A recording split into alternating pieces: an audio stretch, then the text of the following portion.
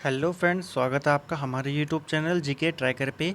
उत्तराखंड महत्वपूर्ण सीरीज़ हम कर रहे थे वन लाइनर की। ठीक है, 2 वीडियो में हम 200 क्वेश्चंस को देख चुके हैं। चलिए इसका तीसरा भाग शुरू करते हैं। ठीक है, और बहुत ही जल्दी कंप्लीट पीडीएफ अगर आपको चाहिए तो इसकी पीडीएफ भी आपको अवेलेबल करा दी जाएगी। चलिए इस वीडियो को शुरू करते हैं। पहला क्वेश्चन है आज का, खनन नीति की घोषणा कब की गई थी? तो राज्य में खनन नीति की घोषणा कब की गई थी? 4 अप्रैल 2001 में उत्तराखंड में खनन नीति की घोषणा की गई थी। किस स्थान पर अत्याधुनिक चाय उत्पादन इकाई स्थापित है? तो किस स्थान पर यह इकाई स्थापित की गई है? कौसानी पर। ठीक है, कौसानी किस जनपद में आता है? बागेश्वर में आता है। अति हिमकृत वीर्य उत्पादन केंद्र कहाँ स्थित है?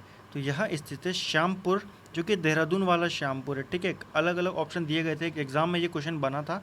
श्यामपुर हरिद्वार, श्यामपुर हल्द्वानी, ऐसे कुछ ऑप्शन दिए गए थे। आपको ध्यान रखना है श्यामपुर, वो भी देहरादून। अभिनव जवाहर योजना का संबंध किससे है? तो अभिनव जवाहर योजना का संबंध है चारा विकास परियोजना से। ठीक है, अभिनव जवाहर योजना। अगला प्रश्न है, सेतु नगर किसका उपनाम है? तो हरिद्वार का जो उपनाम है वो है सेतु नगर। पुनाड़ किसका उपनाम है? रुद्रप्रयाग का जो उपनाम है उसको कहते हैं पुनाड़।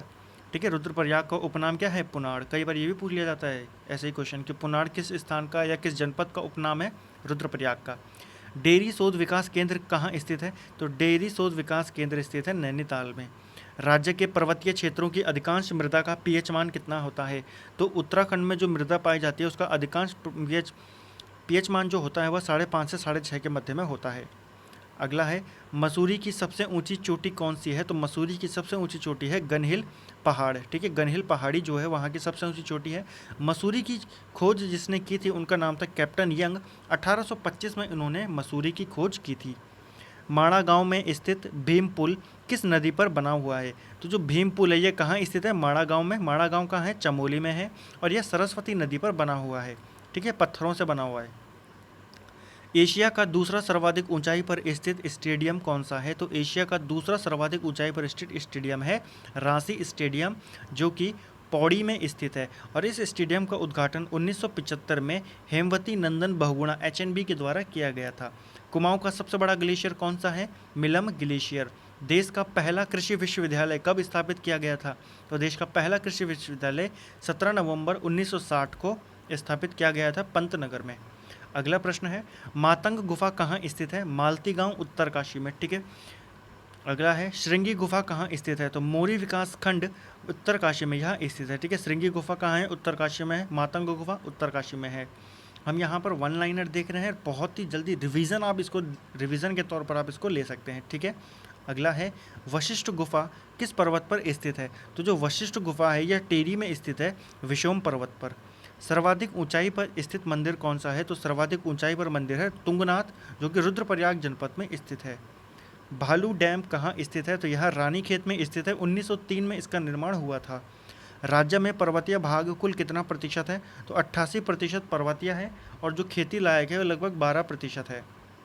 भोटिया एवं तिब्बतियों के बीच व्यापार किस पद्धति में होता था? तो गमणीय पद्धति के साथ यहाँ पर भोटियों और तिब्बतियों के बीच में व्यापार होता था।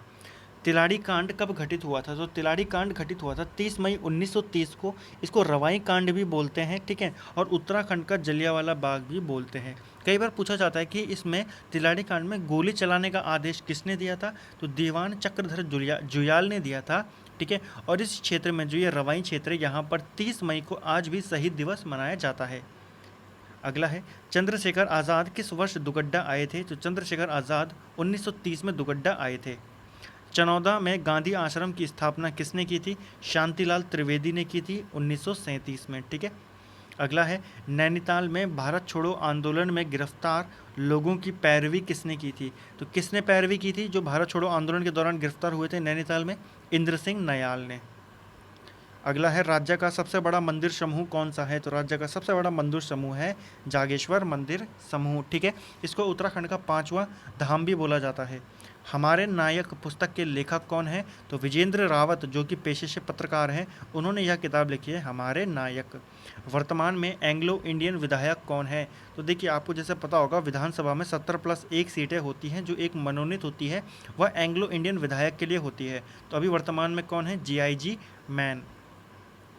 चंद्रप्रभा एतवाल को राष्ट्रीय साहसिक पुरस्कार किस वर्ष दिया गया था? तो किस वर्ष दिया गया था? 1994 में दिया गया था चंद्रप्रभा एतवाल को। ठीक है, अगला है चकराता में सैनिक छावनी की स्थापना कब हुई थी? तो 1866 में चकराता में सैनिक छावनी की स्थापना की गई थी।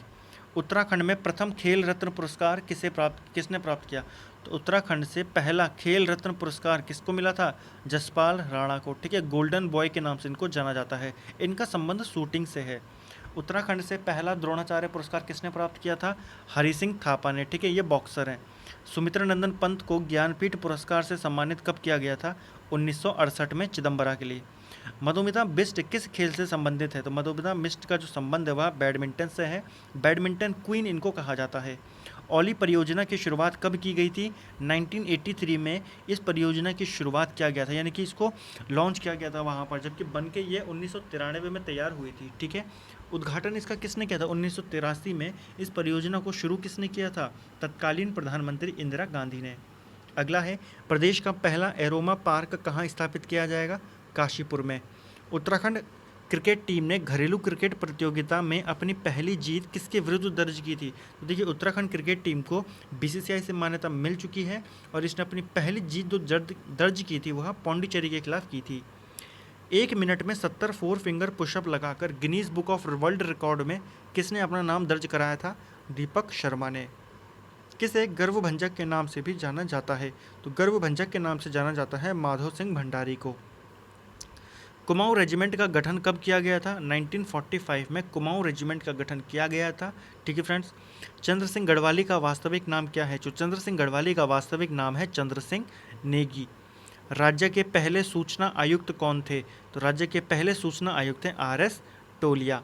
लाल होली एवं पुष्पहार किसकी रचना है? तो लाल होली और पुष्पहार जो रचना है वह है गौरापंत शिवानी की। ठीक है, इनका जन्म कहाँ हुआ था? 1923 को राजकोट में इनका जन्म हुआ था। ठीक है, जबकि इनकी जो प्राथमिक शिक्षा थी वो कहाँ पूर्ण हुई थी? अल्मोड़ा में, ध्यान रखेंगे। ठीक है फ्रेंड्स, राजकोट में गौरापंत शिवानी का जन्म हुआ था और इनकी फेमस रचनाएं हैं लाल होली और पुष्पहार। अन्य कुछ रचनाएं हैं इनकी विषकन्या, 14 फेरे, भैरवी और गहरी नींद। ये सारी रचनाएं किसकी हैं? गौरापंत शिवानी की। और इनको पद्मश्री से सम्मानित किया गया था कब? 1981 में गौरापंत शिवानी को पद्मश्री से सम्मानित किया गया था।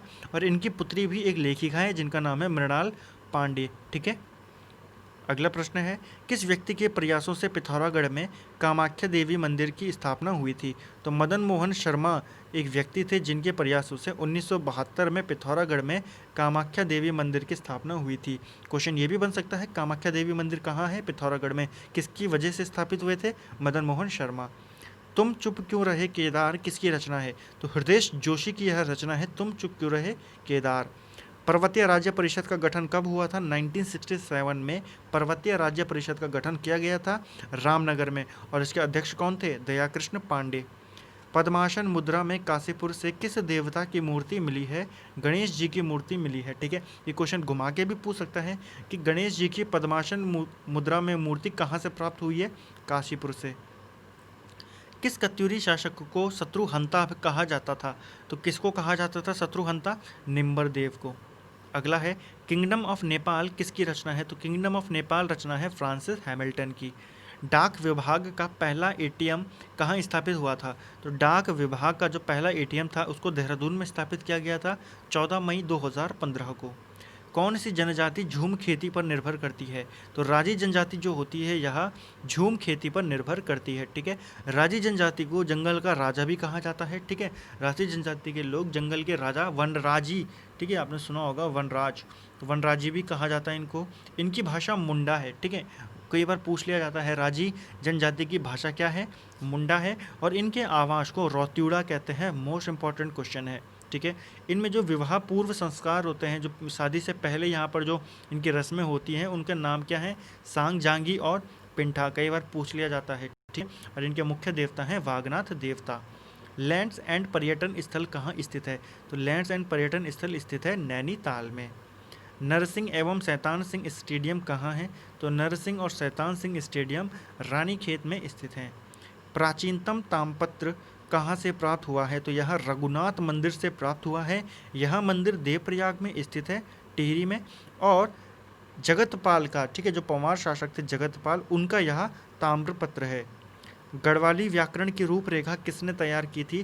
तो अबोध बंधु ने गढ़वाली व्याकरण की रूपरेखा तैयार की थी। कालिदास की मेघदूतम का गढ़वाली अनुवाद किसने किया था? देखिए, मेघदूतम के रचयिता कौन है? कालिदास। और इसका गढ़वाल में अनुवाद किसने किया था? आचार्य धर्मानंद ने। नैनीताल को किस वर्ष उत्तर प्रदेश की ग्रीष्मकालीन राजधानी बनाया गया था? वर्ष 1962 में। शिक्षकों के लिए शैलेश मटियानी अवार्ड कब शुरू किया गया था? तो वर्ष 2009 में शुरू किया गया था। ठीक है, एक एग्जाम में यह प्रश्न पूछा गया था कि शैलेश मटियानी अवार्ड किस क्षेत्र से संबंधित है? तो शिक्षकों के लिए यह है, यानी कि शिक्षा के क्षेत्र से संबंधित है। गुरु नानक देव जी किस वर्ष उत्तराखंड आए थे? तो 1517 में गुरु नानक देव जी, जो कि सिखों के प्रथम गुरु थे और सिख धर्म के संस्थापक थे, 1517 में उत्तराखंड आए थे। इनका जन्म 1469 में तलवंडी में इनका जन्म होता है। ठीक है फ्रेंड्स, और एक बार ये क्वेश्चन ये भी पूछा जाता है कि गुरु नानक देव जी किस मुगल सम्राट के समकालीन थे? इनका जन्म 1469 में होता है और बाबर का जन्म 1483 में होता है। तो ये बाबर के समकालीन थे। उत्तराखंड का हरा सोना किसे कहा जाता है? तो बांज के वृक्ष को हरा सोना कहा जाता है। टीबी सैनिटोरियम की स्थापना कहाँ की गई है? तो टीबी सैनिटोरियम जो बनाया गया है वह भुवाली में बनाया गया था 1912 में। भोटिया जनजाति द्वारा प्रत्येक कितने वर्ष में कंडाली त्यौहार मनाया जाता है? तो कंडाली त्यौहार कौन मनाते हैं? भोटिया जनजाति के लोग हर 12 साल में। ठीक है, हर 12 साल में मनाते हैं।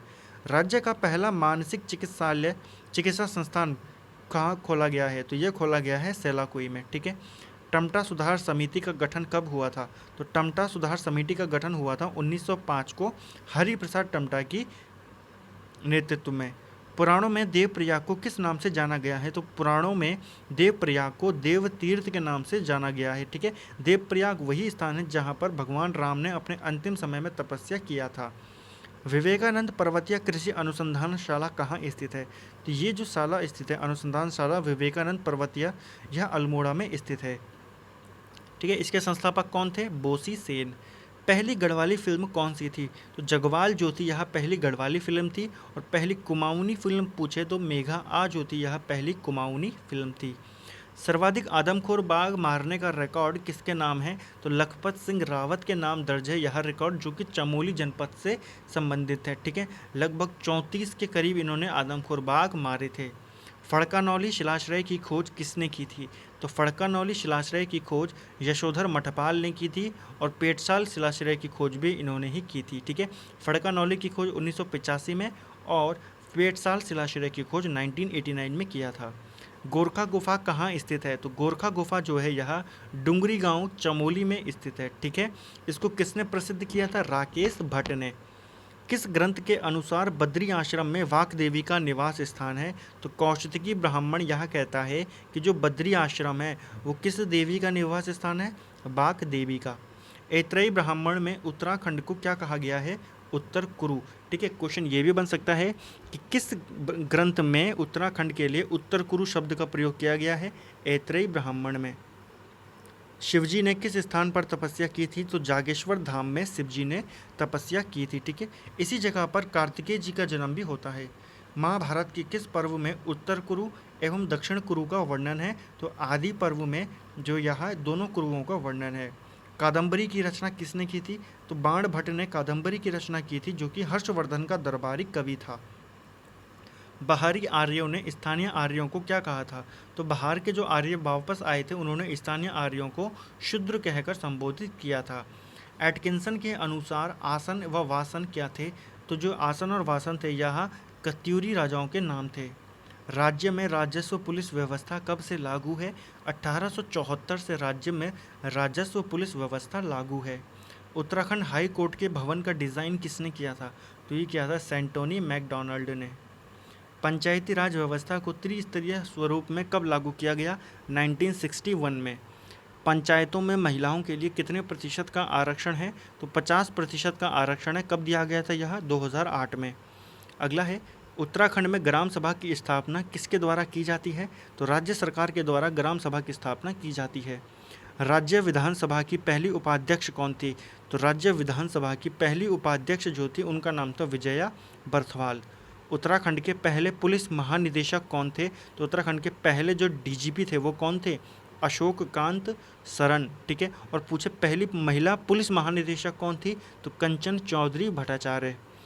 उत्तराखंड के पहले मुख्य सचिव कौन थे, तो पहले मुख्य सचिव थे अजय विक्रम सिंह। कुमाऊं के कितने जिले गढ़वाल को टच करते हैं, तो कुमाऊं के 4 जिले, यानी कि कुमाऊं और गढ़वाल के 4 जिले आपस में एक दूसरे की सीमा को जोड़ते हैं। लाखों गुफा की खोज किसने की थी, तो लाखों गुफा की खोज MP जोशी ने की थी 1963 में, ठीक है। किसी किसी किताब में 1967 भी इसमें दिया गया है, ठीक है। तो जो ऑप्शन में होगा आपको उसके अकॉर्डिंग टिक करना होगा।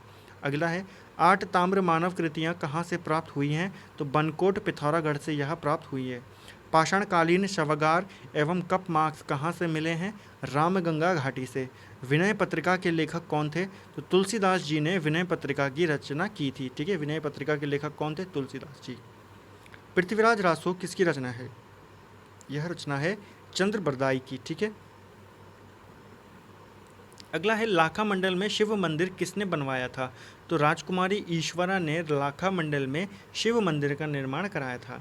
यादव वंश के किस शासक ने अश्वमेघ यज्ञ करवाया था, तो यादव वंश का एक शासक था शीलवर्मन, इसने अपने काल में एक अश्वमेघ यज्ञ करवाया था। यादव वंश का जो संस्थापक था उसका नाम है शेनवर्मन और इनकी जो राजधानी थी वो थी सिंहपुर। लखुली बिराली के नाम से किस चंद राजा को जाना जाता है, यहाँ पर राजा होगा। किस चंद राजा को जाना जाता है, लक्ष्मी चंद को। गोरखाओं की अदालत में न्यायाधीश को क्या कहा जाता था, तो जो गोरखाओं की अदालत होती थी उसमें जो जज होता था उसको बिचारी शब्द कहा जाता था। जागेश्वर में जहाज़ों का निर्माण किसने कराया था, तो निम्बर ने, जो कि निम्बर वंश का संस्थापक था, इसने जागेश्वर में जहाज़ों का निर्माण कराया था। किस पंवार शासक के काल में मुगल दरबार में राजदूत भेजने की प्रथा शुरू हुई थी, तो बलभद्र शाह के काल से ही क्या हुआ था, राजदूत भेजने की प्रक्रिया शुरू हुई थी। रुद्रचंद एवं बलभद्र शाह के मध्य में ग्वालदम का युद्ध कब लड़ा गया था, तो रुद्रचंद और बलभद्र शाह के बीच में लड़ा गया था ग्वालदम का युद्ध, ठीक है। मोस्ट इंपॉर्टेंट एक फैक्ट तो ये हो गया। इसी को बधाड़ का युद्ध भी कहते हैं और ये 1581 में लड़ा गया था। जहांगीर ने किस वर्ष किस पंवार शासक को हाथी और घोड़ा उपहार में दिए थे, तो किस पंवार शासक को दिए थे, श्याम शाह को, ठीक है। ये क्वेश्चन ये भी बनता है कि जहांगीर नामा में किस पंवार वंश के शासक का वर्णन किया गया है, श्याम शाह का।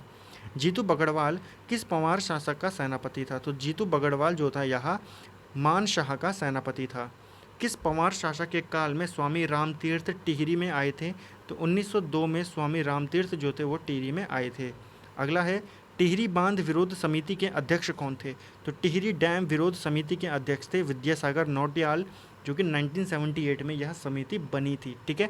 अगर ये पूछे कि योजना आयोग से टिहरी डैम को मान्यता कब मिल गई थी, 1972 से मंजूरी मिल गई थी।